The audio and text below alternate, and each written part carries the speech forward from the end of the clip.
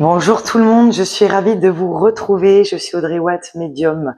Aujourd'hui, je fais cette vidéo pour parler de la médiumnité, le sujet sur la médiumnité, démystifier un petit peu ce qu'il y a autour de la médiumnité. J'ai envie de vous parler avec mon cœur, avec ma vision des choses. Donc, comme je dis dans toutes mes conférences, à partir de maintenant, tout ce que je dis, c'est moi qui le dis. Ça ne veut pas dire que j'ai la vérité absolue. Alors, je demande à chacun d'entre vous de garder son discernement. Alors, la médiumnité, c'est quoi? Pour moi, c'est une connexion entre les deux mondes. Celui qu'on voit, donc notre monde, la matière, et celui qu'on ne voit pas, c'est-à-dire le monde subtil, plus familièrement, l'au-delà. Comment ça fonctionne la médiumnité? Alors, surtout, je vais parler en mon nom par rapport à ma médiumnité à moi, comment je capte des signes ou que je capte des informations qui viennent des défunts. Je capte avec des images, des sensations, des ressentis, des pensées qui viennent de nulle part. Je peux avoir aussi ce qu'on appelle de la clairaudience, mais interne, parce que chez moi, la médiumnité n'est pas avec mes cinq sens. Je ne vois pas les défunts avec mes yeux, je n'entends pas les défunts avec mes oreilles, ça se passe plutôt tout à l'intérieur. Alors, comment je reçois exactement? Ça peut être une image, une pensée, un mot, une phrase, comme une sorte de vidéo, mais à l'intérieur, hein. Un souvenir, forcément qui n'est pas le mien. Ce qu'on appelle aussi, je peux recevoir et capter ce qu'on appelle du clair-savoir. Le clair-savoir, c'est quoi? Simplement une information qui arrive un petit peu de nulle part. Et si on me demande, mais comment tu sais? Je ne sais pas. Simplement, je le sais. Ça, c'est une forme de médiumnité. Alors, il y a aussi des personnes qui ont beaucoup de vibrations, beaucoup de fréquences vibratoires hautes, qui peuvent voir avec les yeux externes et entendre avec les oreilles externes. Ça, c'est une autre forme de médiumnité. J'avoue qu'elle est quand même relativement rare, parce qu'on peut avoir au cours de notre vie, oui, des visions externes ou des petits mots qui peuvent arriver externes, mais là, à dire que c'est régulier et tout le temps, ça reste quand même relativement. Alors non, personnellement, pour ma part, je ne suis pas connectée H24 du lundi au dimanche, 7 jours sur 7, 24 heures sur 24, avec le monde de l'au-delà. Bien sûr que non. Je dis toujours que consciemment ou inconsciemment, j'ai cette faculté de pouvoir fermer le canal.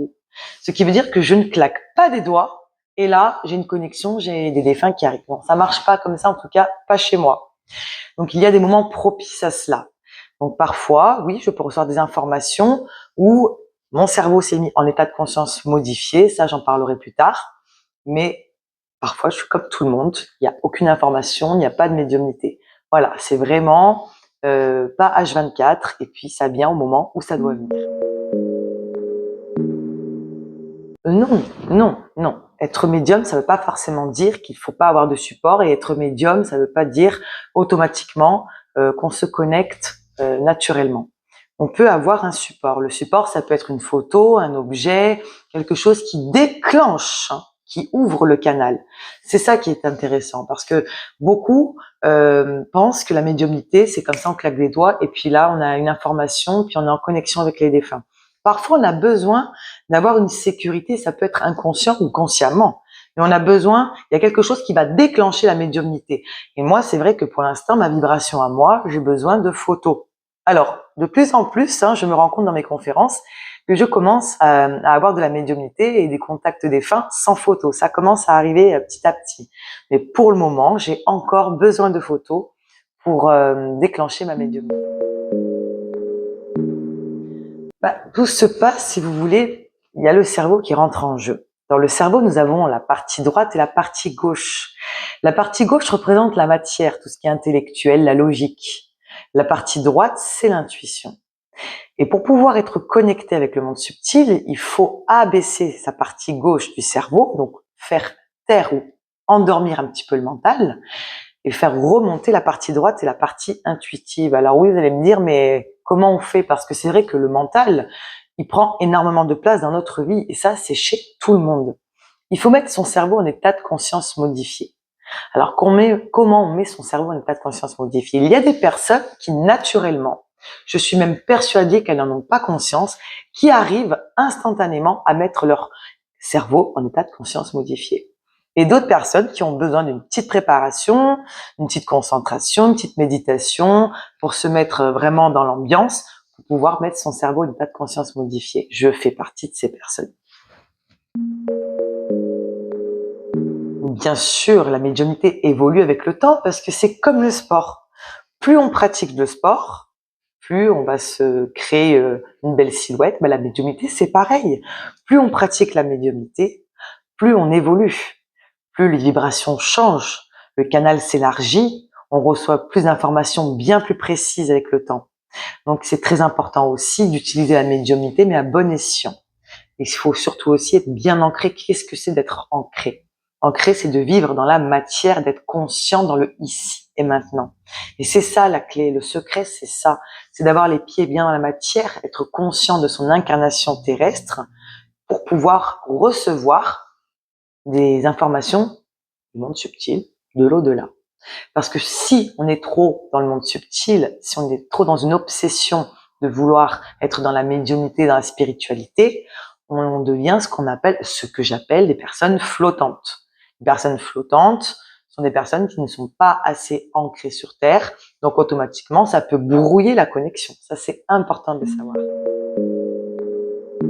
Alors, comment on fait l'ancrage? Je pense que vous avez regardé des centaines de vidéos sur l'ancrage. Alors, évidemment, on va vous parler de méditation de pleine conscience parce que ça calme le mental, ça pose vraiment, on est vraiment dans le lâcher prise. Donc, c'est très bon pour l'ancrage aussi. Marcher dans la nature, marcher pieds nus, tout cela, bien sûr. Alors, vous savez, moi, j'ai une petite méthode qui est encore plus facile et encore plus naturelle. J'appelle ça la méthode d'ancrage naturel. C'est quoi? C'est-à-dire que pendant quelques heures ou quelques jours, on oublie tout ce qui est spirituel. On oublie tout. On oublie la médiumnité, on oublie la spiritualité, on oublie tout ce domaine-là. Ça n'existe plus, ça sort de notre tête. Et on est uniquement dans la matière. On sort boire un coup avec les amis, on va au restaurant, on va au cinéma, on fait du sport, on ne pense plus du tout à la spiritualité, on est vraiment ancré dans la matière et on vit sa vie de terrestre. Ça pendant quelques heures, voire 2-3 jours. Et ensuite, on peut revenir doucement vers la spiritualité. Ça, c'est un ancrage très naturel parce que tout le monde n'a pas envie forcément, n'a pas le temps ou n'est pas disposé à faire de la méditation, n'est pas disposé à tout le temps faire des randonnées dans la nature. Ce n'est pas tout le monde qui a envie ou qui peut. Donc l'ancrage naturel, pour moi, c'est ce qu'il y a de mieux. Là, au moins, vous pouvez avoir un moment de terrestre où vous êtes vraiment dans la matière, dans votre vie d'incarnation. Et puis après, hop, vous reprenez vos activités spirituelles. Ça, c'est la meilleure méthode, en tout cas pour moi. Alors, est-ce qu'on est tous médiums? Oui, on a tous de la médiumnité, c'est sûr. Maintenant, vous savez, il y a un couloir de capacité, comme je dis, et le couloir de capacité va nous apporter là où il va y avoir une capacité prédominante par rapport aux autres. Certains vont devenir magnétiseurs, d'autres énergéticiens, d'autres radiesthésistes, d'autres médiums, voyants, chanteurs, peintres. Donc voilà, on a des capacités.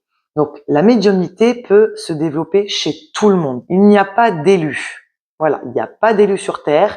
Et on est tous pareils, on est tous faits de la même énergie, on est tous faits de la même matière, hein. Donc on a tous des capacités. Maintenant, le médium, c'est-à-dire celui qui va être en contact avec les défunts, fait partie des capacités. Ça, par contre, effectivement, on ne va pas tous devenir forcément médium et on ne peut pas forcément tous devenir médium.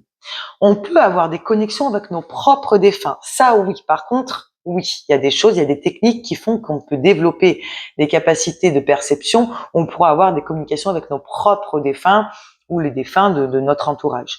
Mais celui qui est médium de contact défunt de général, de généralité, ça, évidemment, c'est une des capacités. Par exemple, tout le monde ne peut pas devenir non plus magnétiseur. On a des capacités qui vont être prédominantes et donc, très très vite, je pense qu'on sait à peu près rapidement quelle est notre capacité. Il suffit de quelques techniques pour le savoir.